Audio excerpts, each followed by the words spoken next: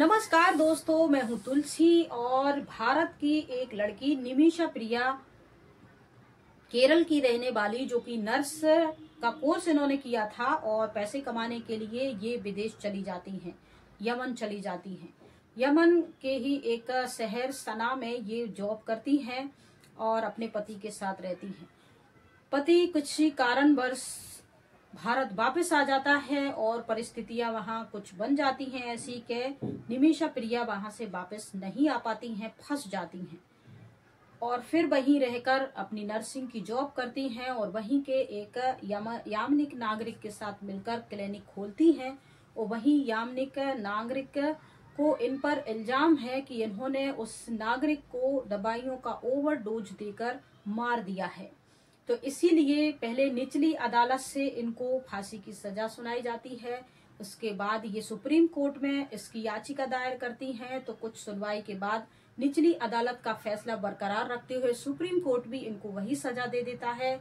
इसके बाद ये राष्ट्रपति पर लास्ट अपना अपील करती हैं कि मेरी ये सजा टाल के उम्र कैद में बदल दी जाए, लेकिन राष्ट्रपति से भी ये सब सजा बरकरार रखता है और इनको 31 जनवरी तक कोऑपरेट करने का या उनके परिवार के साथ या भारत से कोई मदद हो, इस प्रकार की इनको 31 जनवरी तक का समय और दिया गया है। अगर ये किसी प्रकार का इनका कोऑपरेट नहीं हो रहा है तो 31 जनवरी तक इनको सजा मिल जाएगी, ऐसा मीडिया रिपोर्ट्स दावा कर रहे हैं। आइए इस लड़की के बारे में थोड़ा सा जानते हैं, ये पूरी कहानी क्या है। तो ये केरल के तिरुवनंतपुरम के पल्लर क्षेत्र की रहने वाली निमिषा प्रिया है। इन्होंने पढ़ाई लिखाई की, नर्सिंग कोर्स किया। 2011 में इनकी एक शादी हुई। जो व्यक्ति एक साधारण से परिवार में इनकी शादी हुई थी और जिनसे शादी हुई थी वो ज्यादा पढ़े लिखे नहीं थे। इसके बाद निमिषा प्रिया अपने पति के साथ यमन चली जाती हैं नौकरी करने के लिए। ये सोचती हैं कि विदेश में जाके पैसे कमाएंगे, आराम से सेट हो जाएंगे। तो पति ज्यादा पढ़े लिखे नहीं थे तो वो कोई अपना काम करने लगते हैं छोटा मोटा इधर उधर, और ये एक क्लिनिक वहाँ काम करने लगती है हॉस्पिटल में। उसी बीच ये निमिषा प्रेग्नेंट हो जाती हैं तो फिर इनको एक बच्चा हो जाता है। बच्चे को संभालने के लिए एक घर पे व्यक्ति रहेगा, तो इनके पति बच्चे को संभालते हैं घर पे और निमिषा बाहर जाके जॉब करती हैं। धीरे धीरे पैसों की प्रॉब्लम होने लगी थी, क्योंकि बाहर रहना और सब कुछ खर्चे मैनेज करना, बच्चे को संभालना, ये सब कोऑपरेट नहीं हो पा रहा था। तो उनके पति ने डिसाइड किया कि वो भारत बच्ची को लेके वापस आ जाएंगे और निमिषा वहीं जॉब करेंगी। 2015 में उनके पति वापस आ जाते हैं भारत, केरल में, और अपनी बेटी को लेकर, और वहीं कुछ टैक्सी खरीद लेते हैं और वहीं ऑटो चलाने लगते हैं। बेटी को भी अपने माता पिता के साथ रखते हैं और यहीं उसकी देखभाल करने लगते हैं।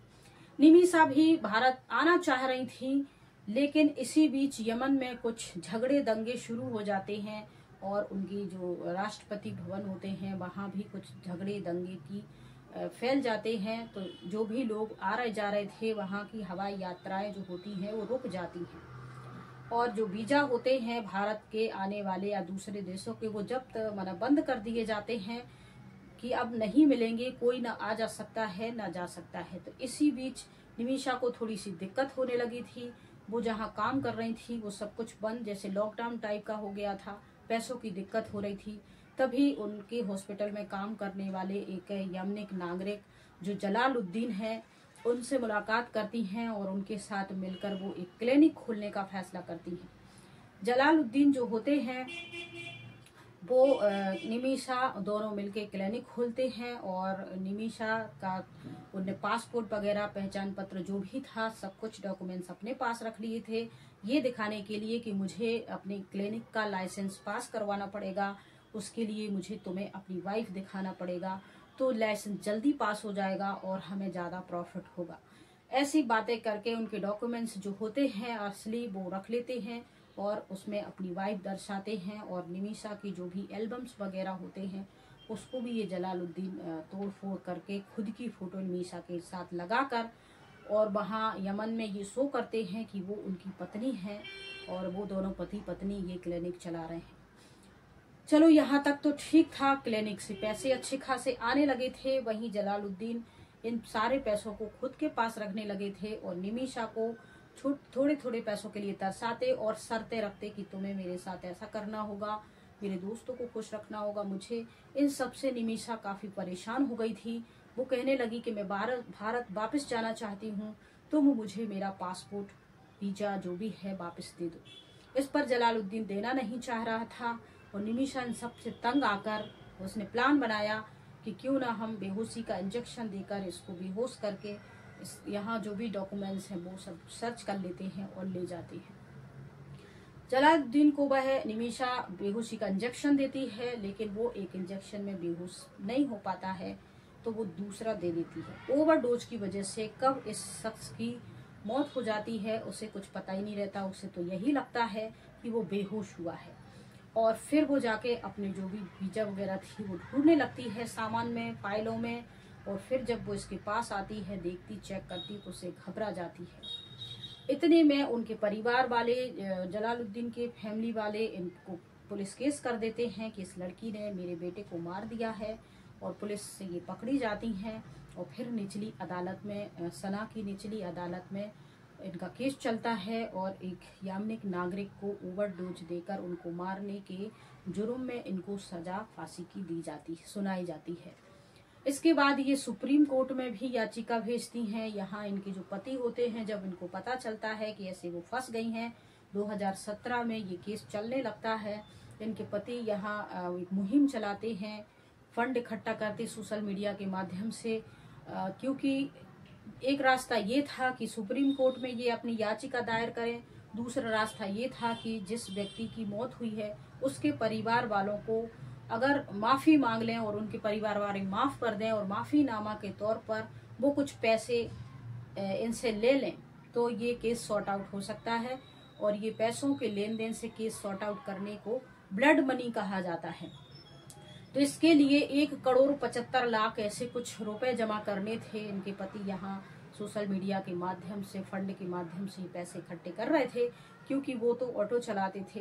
कुछ पैसा इकट्ठा भी हुआ, कुछ सरकार ने भी मदद करने की कोशिश करी, लेकिन तब तक ये फंड इतना कंप्लीट नहीं हो पाया था। और सुप्रीम कोर्ट ने भी 2022 में इनको निचली अदालत का जो फैसला था वो बरकरार रखते हुए फांसी की सजा बरकरार रखी। इसके बाद इन्होंने राष्ट्रपति से अपने बचाव की गुहार लगाई।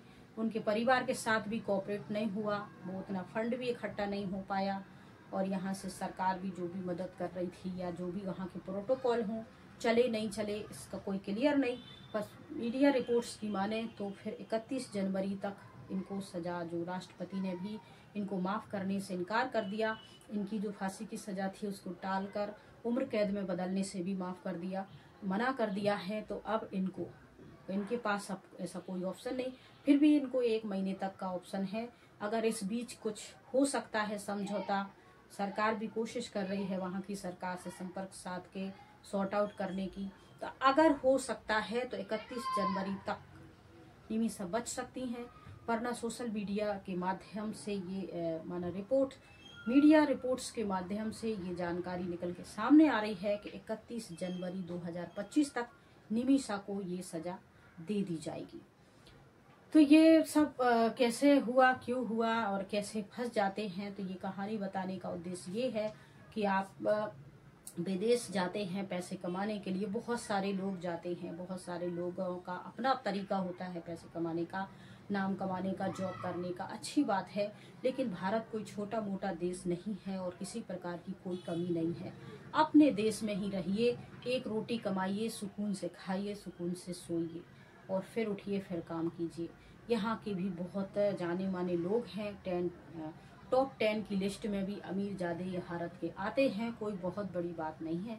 तो अपना देश और अपना घर सबसे अच्छा होता है, यहीं रहिए और यहीं कमाइए, खाइए, अपने घर परिवार के साथ सेफ रहिए, सुरक्षित रहिए।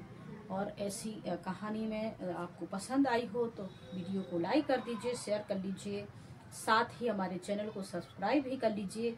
और आप ये कहानी कहाँ से सुन रहे हैं, देख रहे हैं, अपना नाम और उस जगह का नाम कमेंट में ज़रूर बताइएगा। उससे मुझे अच्छा लगता है, मोटिवेशन मिलता है कि मेरे जो भी दोस्त हैं, जो भी मेरे YouTube का परिवार है, वो कहाँ कहाँ से जुड़ा हुआ है।